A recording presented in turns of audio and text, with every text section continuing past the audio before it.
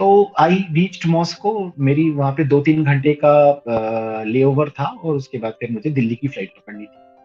ठीक है। तो मुझे एक बंदा मिला जो ऐसे ही थोड़ा सा देख के समझ में आ रहा था कि उसकी आर्थिक स्थिति खराब होगी। तो ऐसे आके बोला, मुझे बोला ऐसे, भाई जी इंडियन, भाई जी इंडियन। तो मैंने बोला हाँ भाई। तो बोलता अरे भगवान का लाख लाख शुक्र है। तो उसने बोला कि भैया मुझे कुछ खिला दो, मैं जो है बहुत भूखा बैठा हुआ हूँ। तो मुझे पहले समझ में नहीं आया कि आजकल एयरपोर्ट में भी भिखारी मिलते हैं क्या। मतलब I am telling you the truth, this is what I thought. तो मैंने बोला क्या हुआ भाई। तो बोलता है यार मैं ना जर्मनी में कुक हूँ। तो मैंने बोला ठीक है। तो बोलता वहां पे एक हमारे वो है मालिक हैं, उनका रेस्टोरेंट है, वहां पे मैं कुक। ठीक है। बोले मुझे घर आना था जल्दी में, तो उन्होंने फ्लाइट की टिकट तो करके दी, लेकिन पैसे नहीं दिए। 2 महीने से पैसे भी नहीं दे रहे थे।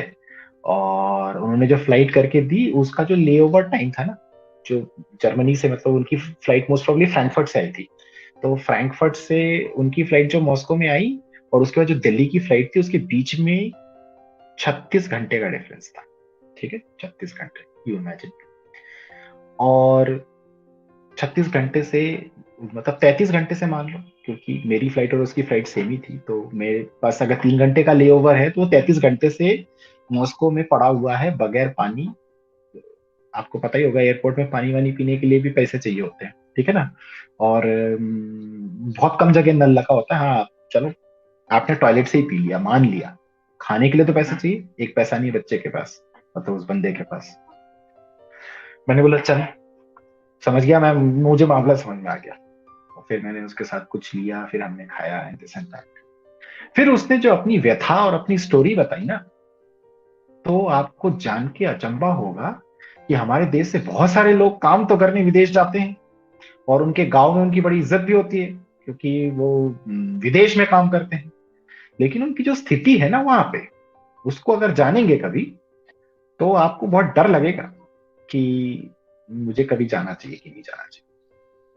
और एक इंडियन मालिक के अंडर में ही काम करता है, ये नहीं कि कोई गोरा मालिक है वो उसको एक्सप्लॉइट कर रहा है। वो एक इंडियन मालिक ही है, लेकिन उसको इतना एक्सप्लॉइट, उसने मुझे जो स्टोरीज बताई मैं आपको बता नहीं सकता ऑन स्क्रीन। ऐसी स्टोरीज थी वो, और इतना, मतलब I really felt very bad for that person की। और उसने बोला कि घर में मतलब back home I have a big family to support, मेरे पास कोई तरीका नहीं है, मैं वहां पे एकदम कुत्ते बिल्ली जानवरों की तरह रहता हूँ, एक टाइम खाता हूँ, कभी एक टाइम भी नहीं खाता हूँ, और रेस्टोरेंट में कुक हूँ। ठीक है। मतलब जहाँ पे खाना बना के दे रहा हूँ, वहां पे खुद के पास खाने के पैसे नहीं है, या इतने पैसे नहीं मिलते कि मैं वहां पे खा सकूं। रेस्टोरेंट का खाना मना है, नहीं खा सकते आप वहां पे। ठीक है। और इसी तरीके से आना जाना करके और अपनी फैमिली को सपोर्ट करो। ये स्थिति है, ये सच्चाई है। ठीक है। और इस चीज को जानिएगा, समझिएगा, और उसके बाद बहुत सारी चीजों के बारे में सोचिएगा और बोलिएगा। तो this was the situation of that guy. He was from Rishikesh. ठीक है। और फिर उसको दिल्ली से ऋषिकेश भी जाना था। हालांकि उसके पास कोई प्रावधान नहीं था, उसके पास एक पैसा नहीं था। Can you imagine a person who is in airport, who is not having a credit card, who is not having a debit card, and who is not even having a single Indian, और ना तो उसके पास rupees थे, ना तो उसके पास euro था, और रशिया में पड़ा हुआ है मॉस्को में 33 घंटे से बगैर खाने के। ठीक है। ये स्थिति थी उसकी। स्थिति क्या है कि human beings do not consider other human beings as human. The situation used to be bad. Now we have transformed it to worse. Believe me, this is the truth. ठीक है? You will be surprised to know that beforehand there was at least some kind of sympathetic paternalism which is also missing these days. ठीक है? People, conditions in different places are as good as an insect or an animal, not like human beings. ठीक है। और वो जो case मैंने आपको बताया मॉस्को एयरपोर्ट का, ऐसे हजारों केसेस हैं। और आप कभी एयरपोर्ट पे जाएं तो आपको समझ में आ जाएगा कि लोग लोटा कंबल लेकर भी जाते हैं विदेश।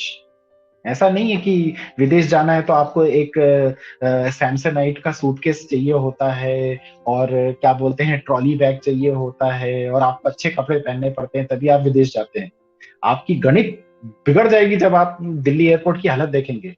ठीक है, वहां पे कितने सारे लोग ऐसे छोटे छोटे काम करने के लिए विदेशों में जाते हैं। और आगे चल के मैं आपको ये भी बताऊंगा कि यहाँ से तो आप जाते हो एज अ प्लम्बर, और वहां पर जाके जो आप काम करते हो वो बताने लायक। यहां से तो जाते हो आप एज अ नर्स, वहां पे आप जो काम करते हो वो बताने लायक नहीं। और सबसे पहली बात, यहां से उठा के जब वहां पे लेके जाया जाता है तो सबसे पहले आपका पासपोर्ट करते हैं कन्फिस्केट, और उसके बाद आपकी स्थिति होती है एक इलीगल इमिग्रेंट की, और उसके बाद आपकी स्थिति बनती है एक स्लेव की, और उसके बाद आपके मालिक के ऊपर डिपेंड करता है कि वो आपको छोड़ेगा या आपसे काम करता है। ठीक है, ये एक बहुत बड़ी सोची समझी साजिश है, जिसमें कि बहुत सारे लोग बिलियंस बना रहे हैं, और बहुत सारे गरीब लोग जिंदगी भर काम करके भी 2 वक्त का रोटी, कपड़ा, मकान कुछ भी नहीं जुगाड़